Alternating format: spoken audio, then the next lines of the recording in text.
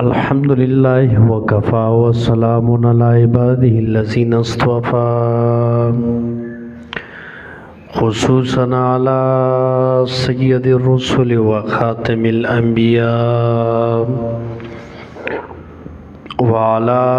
आलिहि व अस्हाबिहिल अत्क़िया। अम्मा बादु फ़अऊज़ु बिल्लाहि मिनश शैतानिर रजीम। बिस्मिल्लाहिर रहमानिर रहीम। वक़ाल रब्बुकुम उदऊनी अस्तजिब लकुम इन्नल्लज़ीना यस्तकबिरूना अन इबादती सयदखुलून जहन्नम दाखिरीन।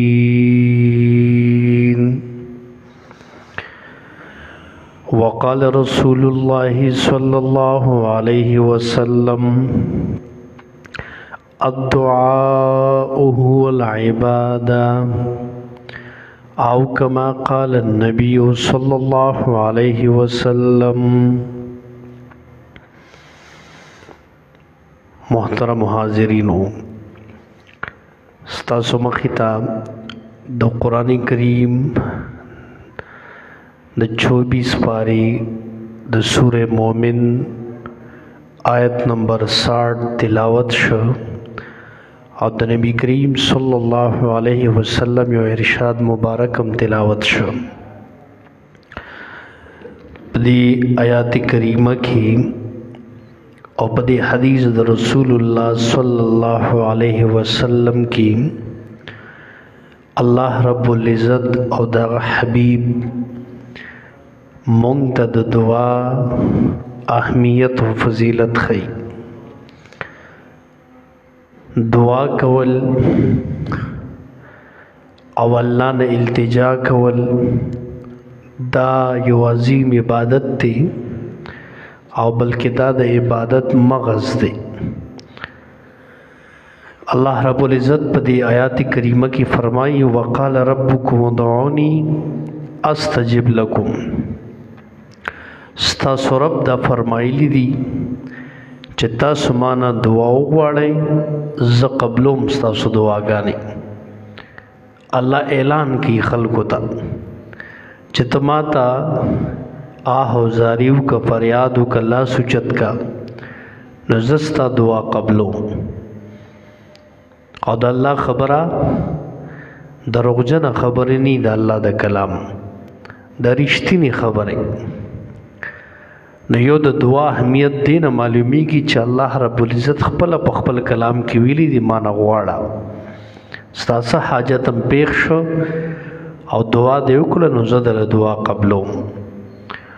और बिया कम खलक च दुआ न ज़ान मुबर्रह गणी दुआ न की या अल्लाह न सिवा द गैरुल्लाह न दुआ की द अल्लाह दर प्रीदी और द गैर पदर बानी उदरीगी तो बदी अल्लाह सख्त नाराज़गी इजहार करे दी। और बसी जुमला की अल्लाह रब्बुल इज़्ज़त हुई इन्नल्लज़ीना यस्तकबिरून अन इबादती। बेशक आगा कसान चागत तकब्बुर की ज़ान लुई गणी ज़मा द इबादत ही नी दुआ ना तदे दुआ मतलब मुफस्सिरीन बयानी यो मतलब एदा दी ची सोक द अल्लाह दर प्रीदी और द मखलूक पदर उतरीगी तो द लुई ता उकड़ा ज़का अवल पदर द अल्लाह बोदरीगी राश अल्लाह तखपल हाजत मखी तका। और डेर खलक अदासी चागी द अल्लाह न सिवा चरता मज़ारात तजियो द वफ़ात शो औलियो न मदद न गुआड़ी नो दा खबर हम द शिरक खबर दा नो दा अल्लाह पदी सख्त नाराज़गी की चिता ज़मा दर प्रेखो तो ज़मा द मखलूक पदर उदरे दी और ब्या आगा चागा नस्ता औरी नवीनी और ते सवाल के न बेशक आगा खलक चिज़ान लुई गणी ज़मादा इबादत और दुआना सयदखुलून जहन्नम दाखिरीन ज़र्द दीबा दाखिल करेशी जहन्नम तज़ली चीनी ज़मा न सवाल न कई और दुआ न कई او زما مخلوق غوره زمانه غني. دویم مطلب مفسرین دا بیانې یو سړی دی هغه دعا نه کوي د عبادت نه بعد ځان عاجز نه غني او بس عبادت می پورا ک او بس وته ما چرته الله صلی الله تنو چته خپل هغه فریاد الله ته نه کوي نو داسې سړی هم لوی کې راځي د تکبر کوي عاجزي الله ته خوښه ده. کم بنده کې چې عبدیت او عاجزي ډېرې نو دا بنده الله ته ډېر قریب نو دینه مراد یو دغه سړی دی چې هغه دعا نه غواړي د الله نه او هغه ځان محتاج نه ګڼي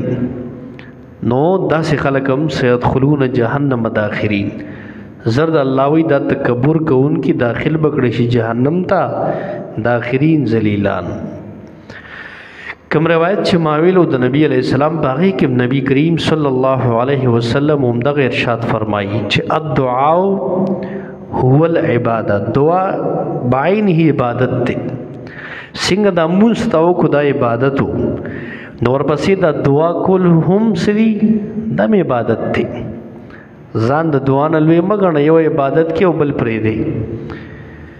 نو دعا بکې او د دعا مانو مطلب څه دی نو د دې معنی طلب کول دي او غوښتل دي سره د عاجزه تواضع تذلل نه یعنی کلم چې سوال د الله نه کې دعا کې نو ځان به حاجتمن غني ځان به طالب غني چې زه طلب د الله نه کوم او ډېر عاجزي وکې او دې سره سره تواضع تذلل وکې یعنی سړی بالکل هغه ځان داسې کی چې بالکل لاندې وغورځي چې الله زه خو سم نیما کما باندې سم سلام نو دی خو کوون کیته لکه معشوم نه ناغه چې کله عزت شروع کی مور سره یا پلار سره او یو سیزه پکاریو توله پاله آسان نه ورکه هغه معشوم زد شروع کی نو اوله غواړي د نه غواړي او بار بار دته وای او بیا جړه شروع کی زیل شروع کی او کله ځان پزمکه مو غورځي معشوم هم کتلې دی کله نو چې کله ته وګورې چې هلکه دا ماشوم خو نه قلاریږي ته خو ځان دومره وکړو د سیس پسې چې وګوره ځان یې په ځمکه ولغوړه ویې غورځاو نو اخر مور او پلار یې راضي شوي راشه دا واله دقسې الله رب العزت ته به آه و فریاد کې تذلل بکې عاجزي بکې که یو ځل دې سوال قبول نشي نو دې کې به حکمتي بیا وغواړه د الله در خو بند نه دی نو بار بار به د الله نه سوال کې دعا دغې ته وایي خام او یو بل روایت کې راځي نبی کریم صلی الله علیه و آله وسلم فرمایي الدعاء مخ العباده دا دعا الله نه حاجت طلب کول الله سوچتول الله تعالی دا د عبادت مغز دی څنګه چې په یو میوه کې اهم ځای هغه مغزي دک سے په عبادت کې اهم چیز چې دا عبادت کو نو دعا د الله نو کا الله باندې دا عبادت قبول کا او د دې نیک عمل په وسیله سته وغواړه. ګوره قران کریم کې د سیدنا حضرت ابراهیم علیه السلام او د سیدنا حضرت اسماعیل علیه السلام ابراهیم علیه السلام پلار دی اسماعیل علیه السلام یې زوی دی د دوی واقعه راځي چې دوی د الله په حکم باندې بیت الله شریف تعمیر کړه نو ډېر لوی عمل یې وکړو ځکه د الله کور او بیا بیت الله شریف آبادول ته خو ډېر لوی عبادت دی او هستیان هم ډېر لوی هستیان دي یو ابراهیم علیه السلام دی او بل اسماعیل علیه السلام دی نو کله چې دوی د اوچت او لوی عمل وکړو نو د هغې نه بعد یو دعا کوي وی ربنا تقبل منا انك انت السميع العليم اے زمونږ ربا ډېر پاجزه وي او رب ته आवाज کوي عمل خو مو کو ډېر لوی عمل مو کو الله ستا کورم تعمیر کو خو پته نه لګي چې دا عمل به زموږ قبول شي او که نه به شي څومره لوی هستیانی دي څومره لوی عمل یې کړی دی او بیا هم یریږي پته نه لګي دا عبادت الله قبول به یې که نه نو د قبولیت دپاره دعا کوي وی ربنا ای زموږ رب تقبل منا دا عمل زموږ نه قبول کړي او انک انت السمیع العلیم بیشک الله ته قبلون کې او پوهې ذاتی ستانه علاوه بل قبولیت والا نشته ستانه علاوه بل زموږ د التجا اوریدونکي څوک نشته اوس علما مفسرین د آیات په باره کې وایي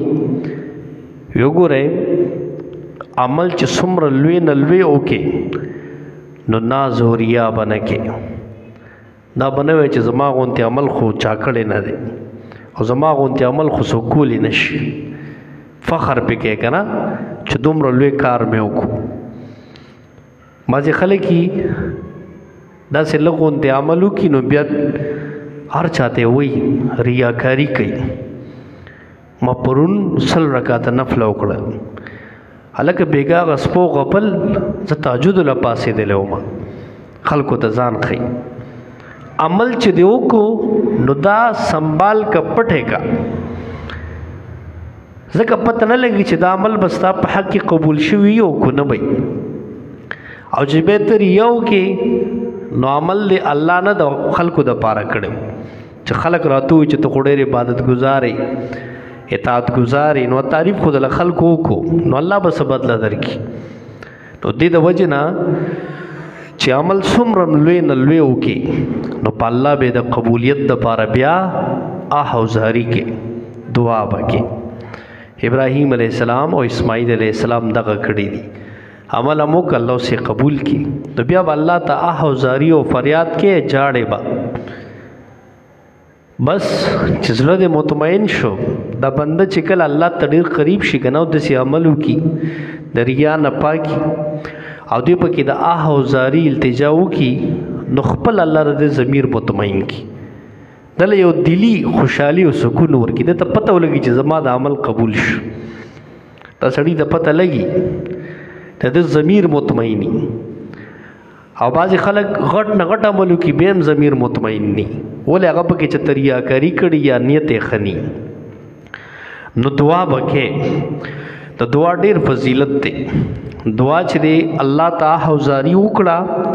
نو الله به ستا هغه التجا قبوله کړي الله خپله ویلي دي قرآن کې کوم آیات چې ما ولوسته وقال ربکم ادعوني استجب لکم ستاسو رب دا اعلان کړی دی چې ما نه دعا وغواړئ زه قبلوم ستاسو دعا بل الله رب العزت مونږ ته ډېر قریب دی مونږ ته څه د وسیلو ذرایو ضرورت نشته یو ځل صحابه کرام راغلیو د نبی کریم صلی الله علیه و آله وسلم نه یو تپوس وکړو وی د الله پیغمبره زمونږ د عرب دا نږدې د کلرې دی کلرې وي خو چې په تیزه په چغو دعاګانې وغواړو اکو قریبي خو چې ځان سره په زړه کې په آرام دعا وغواړو نو الله رب العزت آیاتونه د قرآن نازل کړل چې زما حبیب دې خلکو ته ووایه فإني قریب زه ګوره ډېر نږدې یم اجیب دعوت الداعی اذا دعانی زه قبلوم دعا د دعا کوونکي کله چې دې ما نه دعا وغواړي یو بنده کینی او ما ته پرورو لګیا دی په دې جومات کې او ګوټ کې ناست دی زه د هغه د حال نه خبر یم او بل ځای کې وایي نحن اقرب الیه من حبل الورید مونږ دې بنده ته د دې سا د رګ نه نږدې یو دا سارک څومره تا سره قریب دی د دین هم تا ته الله لنډ دی ستا د زړه د حال نه خبر دی نو نبی علیہ السلام ورته په مزه غواړي الله ډېر قریب دی چغې مو وخې بل برای راست د الله نه غواړي چې څه مسله دې راله که وړی که غټه الله ته مخې ته ایږده دا زمونږ بندګانو کې دا کار دی کله چې څه پریشانی مصیبت راشي نو زمونږ د خلکو اول مخ اسبابو ته ګرځي. الله دې کې بیماری رااله نو موږ ډایرک د ډاکټر دوی طرف ته ګورو. دا نه کوو چې اول الله ته یو متوجه شو 2 رکعات نفل ځان لوکو بیا دعا وکړو د الله نه چې د قرآن آیاتونه وایو او هغه چوپ کو بیا اسباب استعمال کو نو بیا به الله رب العزت هغه مسله حل کی زر او اسباب تر ډېر حاجت امرانش او کو اسباب استعمال هم کینو آی کې الله برکت واچي شفا او پکې واچي. دوی دا ته استعمال نه په پهله دویمه دوی کې به تخې نو اول ستا مخ په الله ته ګرځي الله ته آه التجا کوا ته ګوره چې ستا مسله څنګه نه حل کیږي. بیا نو دې د وجه نام دعا چې کوم دا کول ضروری دي. حضرت علی رضی الله عنه قول دی وی الدعاء صلاح المؤمن وعماد الدین ونور السماوات والارض. دعا چې کوم دا د مؤمن وسله ده. سوی حضرت علی رضی الله عنه دعا د مؤمن وسله ده. څنګه چې وسړی وسله ځان سره ګرځي او دې ځان محفوظ ګڼي چې وسله را سره د سګره د سویلی نشي. نو دا دعا د مؤمن وسله ده. دې چې کله د الله نه دعا کوي غواړي مدد طلب کوي نو د سر وسله موجود ده. او بیا فرمایي دعا چې کوم دا د دین ستنه ده. عماد الدین یعنی څنګه چې دا پیلر دی او دا ټول چت په ولاړ دی نو دا د دین ډېر اهم پیلر دی. دعا وکړي او بیا وی دا دعا چې کوم دا د اسمانونو د ځمکې نور دی په دې ته الله رڼا درکړي. ته چې کلم د الله نه دعا کې الله ته فریاد کې نو الله بتاتا رڼا مخې ته راولي. نو دعا په هر حال کې کول غواړي. او حضرت ابن عمر رضی الله عنهما روایت ته هغه د نبی علیہ السلام نه نقل کړي وی ان الدعاء ينفع مما نزل ومما لم ينزل. وی بشک دعا چې کوم دا د بندله فائدہ ور کوي په هغه مصیبتونو ازمایښونو کې کم چې د باندې راغلي وي او کم چې لانی راغلي. مطلب ته دعا کې د کوم مصیبت کرنټا باندې دی ابدن الله لرکی او کوم فیوچر کې را روان دی نو په دعا سره غم ټل شي تر دعا اثر دی. او بیا فرمای فعلیکم عباد الله بالدعاء پتا سبحانه دا لازم دا چې دعا لازم ونی سي لازمی دعا د الله نه کوي عبادتو کې نو دعا کوا دا نه چې دعا نه کې او ډایرکټ پاسي ځان مبرا غني د تکبر کې راځي. متاستوي یو عبادت دی یو د عبادت قبولیت دی. عبادت خودیو کو خوش پتہ نه لګي دا عبادت الله قبول کو نه کو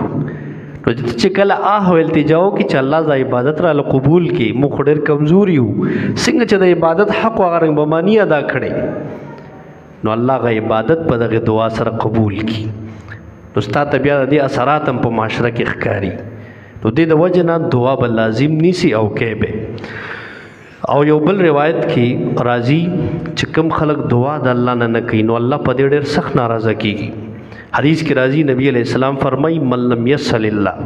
یغضب علیه. کوم خلق چې د الله نه سوال نه کوي دعا نه کوي نو الله ناراضه کیږي د دې سړی نه. د دې محدثین دوه مطلب بیانوي. یو مطلب د دې روایت دا دی چې یو سړی دعا د الله نه کوي او د غیر الله نه غواړي یعنی الله درې پرېخي او د مخلوق په درودريږي لکه مخکې مووي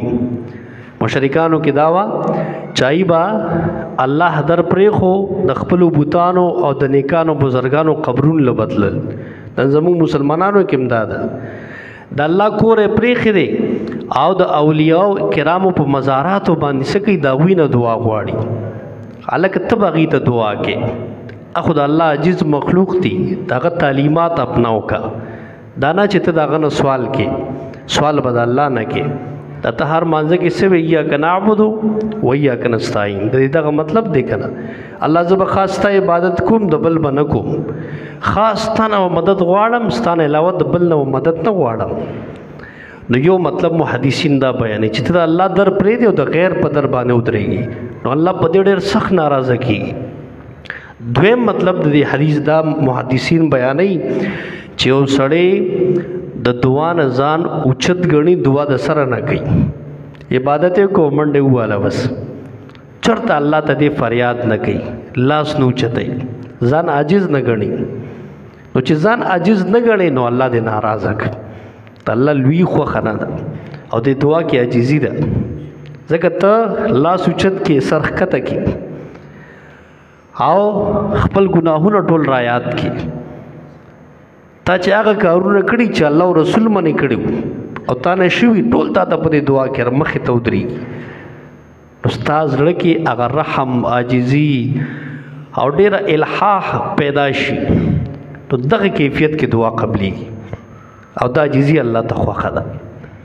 نو دې د وجې نه الله نه په هر حال کې دعا کول غواړي. یو بل روایت کې راځي نبی علیہ السلام وی لا يرد القضاء الا الدعاء ولا يزيد في العمر الا البر. وی تقدیر او قضا نه رستو کوي مگر دعا رستو کوي. تقدیر څه بدلی؟ دعا بدلی.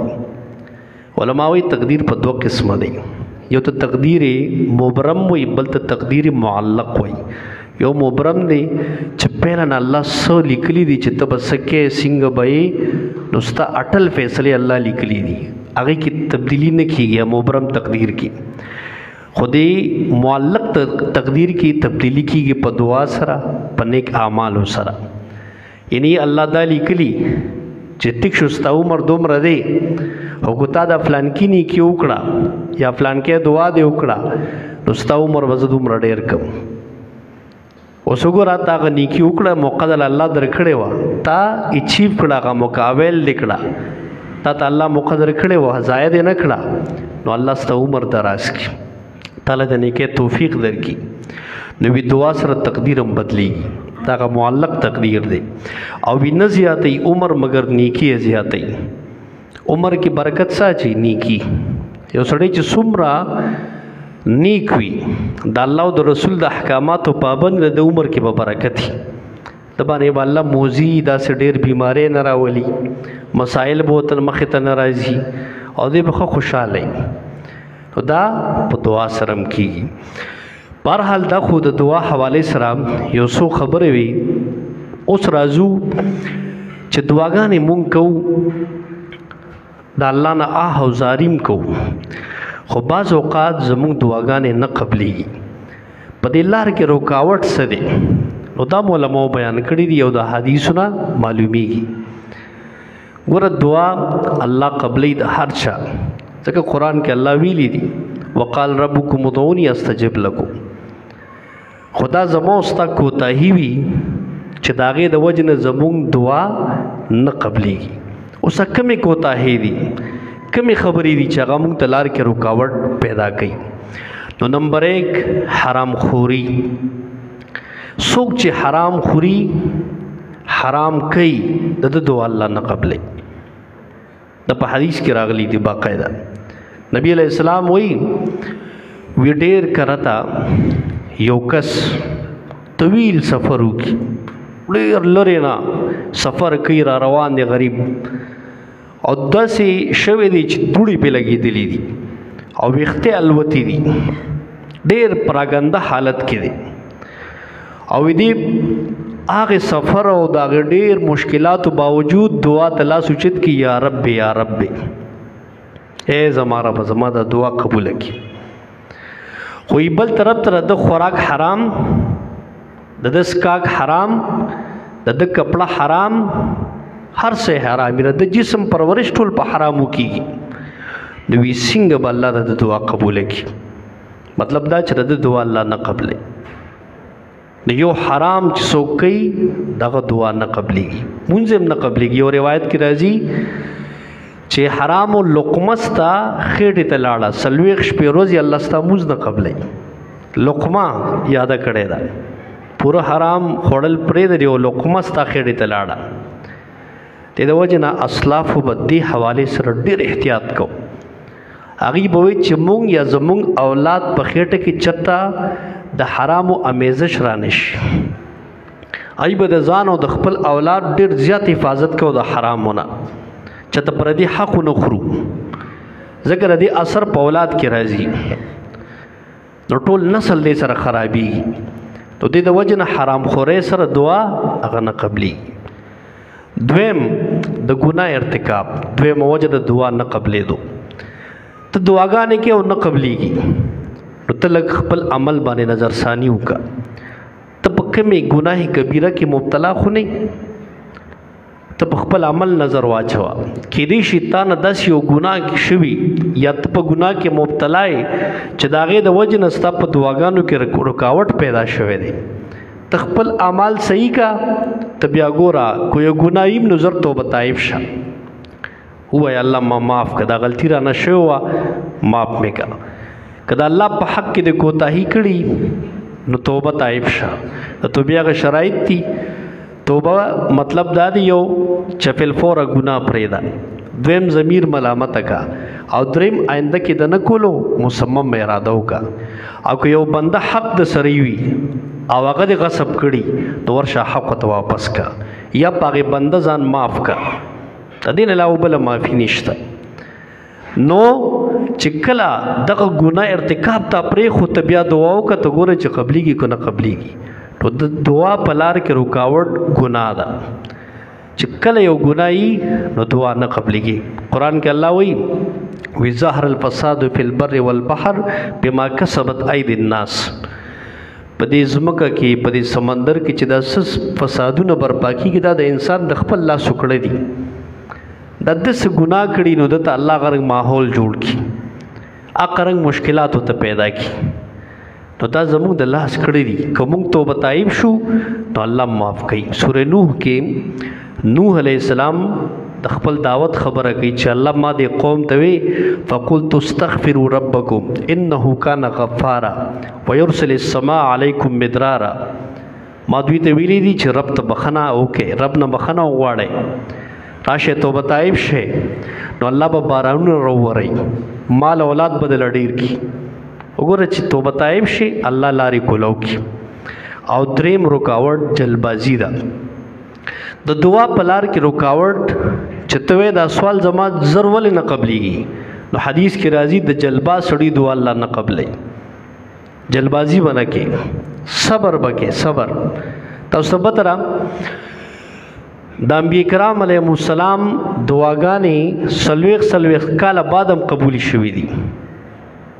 خو هغې صبر کړی دی قوم به تنګ کړل سخت اذیت پې ورته ورسو خو هغې به صبر کو دعا به وکړه خو الله ورته بس دعوت جاري ساته خو چې کله به هغې بیا سم نه شو ضد به نه ختمېدو بیا به الله عذاب راولېږه نو جلبازي به نه کې دعا دې وکړه نو لږ صبر کوه انشاءالله د جل قبلولو کې ستا به خیر نی خو تا ته پته نه لګي الله ته خو عالم الغیب ذات هغه ته زموږ هر څه معلوم دي چې زه به دا دعا دله قبوله کړم خو بل طرف ته غټ مشکل به راته پیدا شي نو ته به صبر کې او څلورم دعا د نه قبلېدو وجه امر بالمعروف او نهي عن المنکر نه کول دي کم خلق چې د نیکو دعوت او د بدو نه منې کول پرېږدي نو په دې قوم عذاب راځي نبی علیہ السلام وی حدیث کې وی تاسو ضرور د نیکه حکم کوئ خلق د بدو نه منې کوئ ورنه که دا ډیوټي فریضم پرې خوا نو به تاسو به داسې عذاب راشي چې تاسو دعاګانې به نه قبلېږي تاسو به دعا کوئ او دعا به نه قبلېږي نن الله دې معافي وکړي دا یو دور په موږ راغی ځانځالي ده هر سړی وي به زه ښه شم او زما دې هر سړی ری دا بل دې تباه شي هر څه دې وشي حالانکه دا د اسلام فلسفه نه ده ته مانځه له راځې نو بل هم د لاسه نیسه ته دین له راځې بل ته مې راځه بدي دې ولیده په لار کې نو که وستې کېږي اولې په خولې منې که بیا په لاس منې که او دا رنګ که دام دې نه کېږي زړه کې خو ته بد ووایه که تو بدې چې کوم ځای دې ولیده دې منې کولو کې به خپل کردار ادا کې مثبت کردار علی به دعا قبلېږي بل پینځم رکاوټ غفلت سره دعا کول یو سړی دې دعا کوي خاص راټه لګولې ده زمونږ د بعضې خلک دعا کې راټه لګولي یو څو الفاظ د ده یاد کړي وي نو بس خیال یې بل ځای کې خو هغه راټه زر زرو یو بس پاسي دعا کې به راټې والا دعا نه کې دعا به ډېره په توجه او ډېره په سنجیدګۍ سره کې لکه یو سړی د یو څو الفاظ د ده روزانه الله ما وبخي زما مور او پلار وبخي او بس یو څو خبرې نور یادې کړي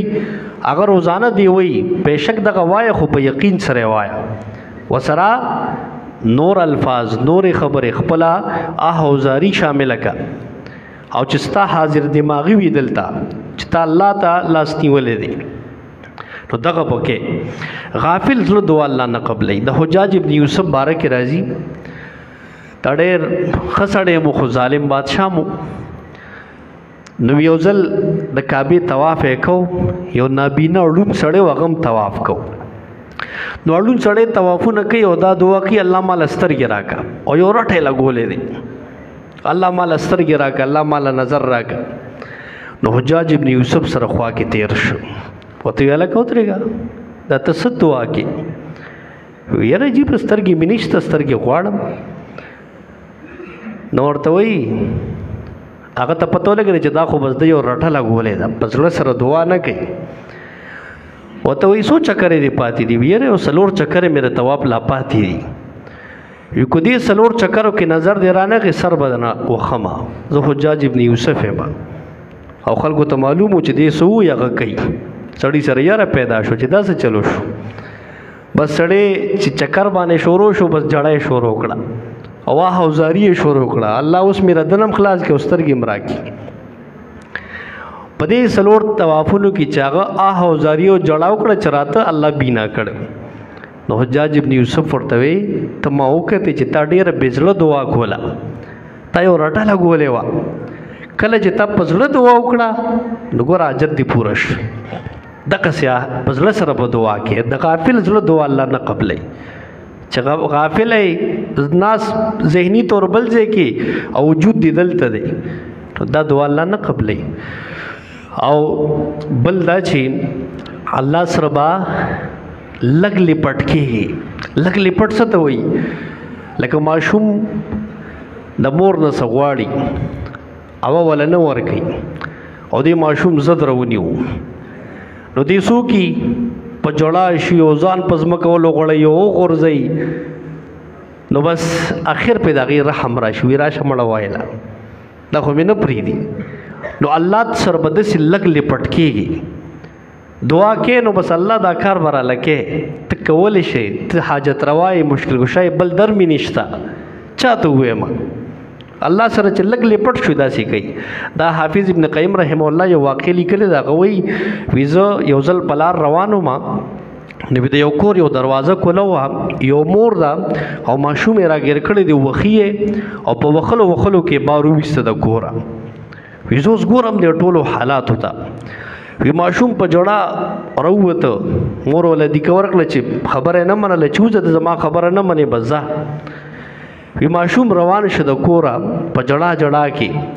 خو چې لږ سات مزلې کو زه ورته اوس ګورم لږ سوچ یې وکړو واپس شو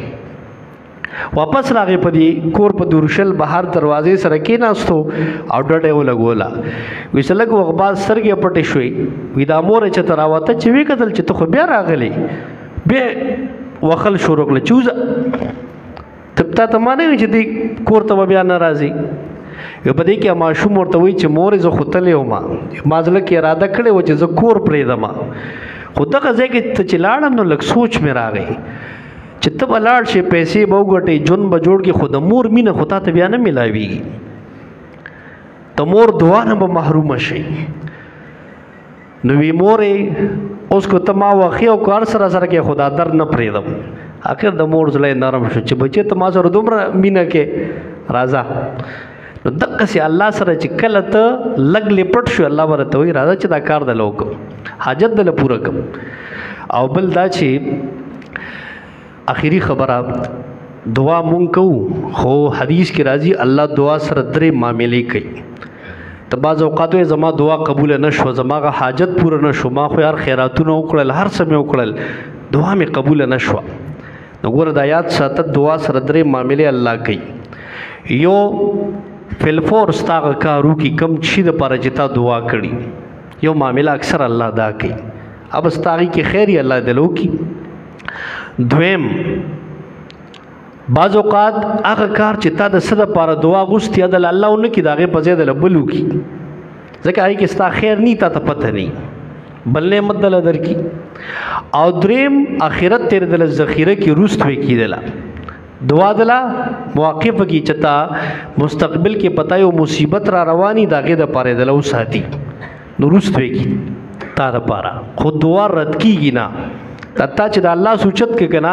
نو لازمی دا دعا قبليږي. او یو روایت کې راځي دا کومې دعاګانې چې آخرت ته ذخیره شي نو کله چې دا بنده قیامت ته لاړ شي او د خپل ذخیره دعاګانې وویني چې دا نه قبولې شوې نو هلته پې دته ډېر لوی انعامات میلاویږي. نو دې به افسوس کوي چې کاش دنیا کې زما یو دعا هم نه وه قبوله شوې چې دا ټولې آخرت ته ذخیره شوې وي او ما ته هلته پې ډېر نعمتونه میلاوي. نو بهرحال دعا الله لازمی قبلای، خو په دې شرایطو سره چوشي. الله دې موږ په دې خبرو د عمل توفیق راکړي. الله دې زموږ عبادات دعاګانې ټولې قبول کړي. جزاکم الله خیر.